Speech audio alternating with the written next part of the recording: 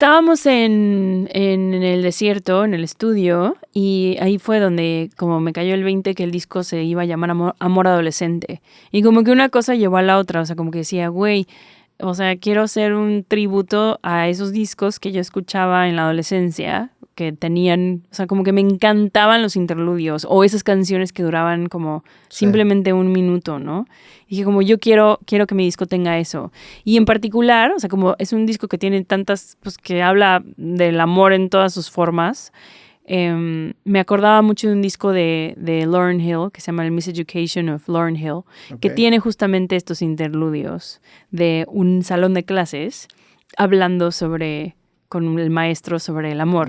Y entonces como que dije, ay, güey, no mames, algo así estaría increíble hacer.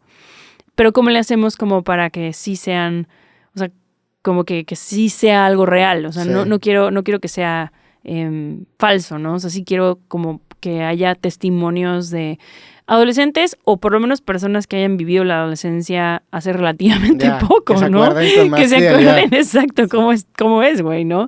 Yo, pues hace un chingo que ya fui adolescente, pues no, o sea, todo lo veo exacto, con esta luz así como de nostalgia y que todo es muy positivo. Entonces, pues se nos ocurrió hacerlo con las Flaminguettes, que son como estas chicas con las que hice un par de mis videoclips y que me ayudaron también con el montaje de toda la gira. Y ellas, pues, le pidieron a Malvestida que, pues, encontrara a algunos adolescentes o postadolescentes, pues, y hacerles una pequeña entrevista sobre el amor en general, ¿no? Y iba desde a qué sabe el amor, a qué huele el amor, ¿no? Cómo suena, cuál fue tu primer amor, te recuerdas tu primer beso, o sea, como que preguntas muy así, ¿no? Y estuvo muy cool, o sea, como que escuchar todos los testimonios de todas estas personas, me fui dando cuenta y fui escogiendo, ¿no? O sea, como las partes que tenían mucho que ver, pues, con el disco, con las canciones, y que siento que sí le dan una especie de profundidad distinta a que si solamente escuchas las canciones, claro, ¿no? O sea, le meten una conceptualidad al disco. Totalmente. Que de cierta manera es la columna vertebral de la narrativa detrás de las canciones. Sí. Me imagino que al escuchar las entrevistas también te proyectas tú mucho y te acuerdas de ciertas cosas, ¿no? O sea, me pasa mucho con los videos de Paco de Miguel, por ejemplo, que imita a la maestra de español y te acuerdas, digo, aparte el vato es muy bueno, estaría cabrón grabar con él, pero lo hace de tal manera que dices, no mames, sí, claro, o sea, cuando yo me iba de excursión con mi salón, es exactamente la misma situación. Y te proyectas tú y te acuerdas incluso de cosas que dices, sí, es cierto.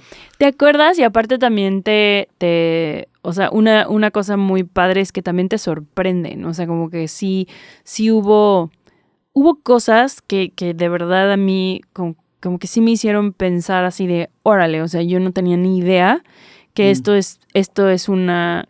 O sea, esto es una experiencia que un adolescente puede tener, ¿no? O sea, por ejemplo, hablando específicamente como con chavos adolescentes que pertenecen a la comunidad LGBTIQ. O sea, realmente, de repente que decía como, güey, claro, es que mi primer amor, pues fue un amor que tuve que vivir escondidas. Porque, pues, nadie me iba a aceptar. Así, a duras penas me aceptaba yo, ¿no? Entonces, pues, mis papás no sabían y aparte, pues, ellos no aceptaban, ¿no? Que yo pudiera ser gay. Entonces, ¿cómo experimentas ese primer amor así? Sí. Que es una locura. O sea, yo como que... No, güey, o sea, muy cabrón, no había pensado en eso, güey. O sea, porque, claro, ¿no? O sea, como que tú te acuerdas de tu primer amor y digo...